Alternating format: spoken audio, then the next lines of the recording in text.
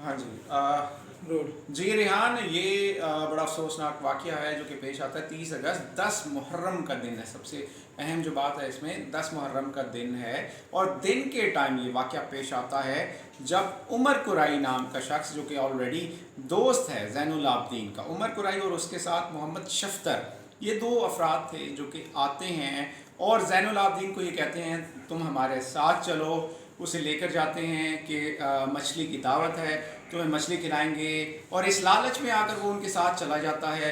उसे ले जाते हैं, वो जगह है भिंडी कुराई, तकरीबन 8 से 10 किलोमीटर दूर है। मोटरसाइकिल पर बिठाकर उसे वहाँ पर ले जाते हैं। वहाँ पर ले जाके जंगल होता है बिल्कुल, वहाँ पर जो तीसरा शख्स है मीना कुराई वो वहाँ पर ऑलरेडी मौजूद होता है। ये तीनों मिलकर उसके साथ बदफेली की कोशिश करते हैं।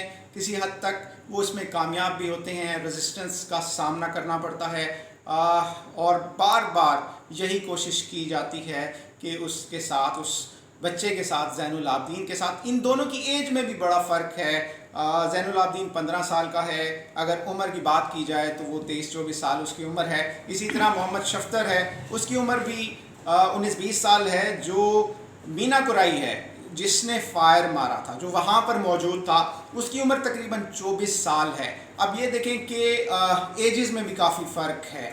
जबकि ज़ैनुल आबदीन 15 साल का है, मासूम है, उनको ले गए वहाँ पर, उसके साथ ज़्यादती की, और उसके बाद जब वो उसने रेजिस्ट किया तो जो मीना कुराई है उस शख्स ने, उस सफाक शख्स ने ये किया कि उसकी पुश्त में फ़ायर मारा, और कारतूस का फायर था जिसकी वजह से उसके जो नाजुक औज़ा थे वो डैमेज हो गए। इस हवाले से मेरी पूरी रिपोर्टिंग टीम रही।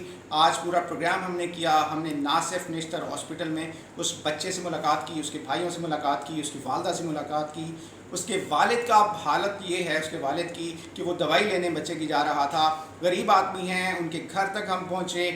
रेडी लगाता है चावल चने की रेडी लगाता है सारा दिन, और वही कमाई करता है और उससे अपना घर चलाता है। वो जब इस सदमे से गुजरा है, दवाई लेकर जब वो वापस आ रहा था, तो इस सदमे की वजह से उसका अपना एक्सीडेंट हुआ, उसकी अपना पाँव फ्रैक्चर हो चुका है। ये तमाम सूरत हाल है।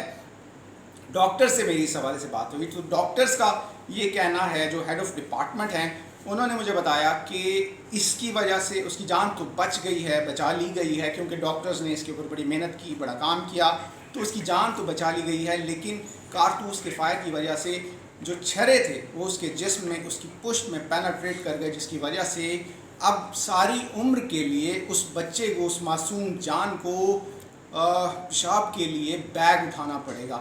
यानी कि वो अब नेचुरल प्रोसेस के तहत वो तमाम चीज़ें नहीं कर सकता। उस बच्चे की किस तरह से वो जिएगा, किस तरह से अपनी ज़िंदगी गुजारेगा, ये तमाम चीज़ें सोचने वाली हैं। जबकि दूसरी तरफ उनसे बात की मुल्ज़िमान से, तो मुल्ज़िमान अभी भी उसी तरह सफाकी पे उतरे हुए हैं। सिर्फ ये कहते हैं, या उनको सिखाया गया है, उनको बताया गया है कि उन्होंने जो है सिर्फ यही कहना है कि हमसे गलती हो गई।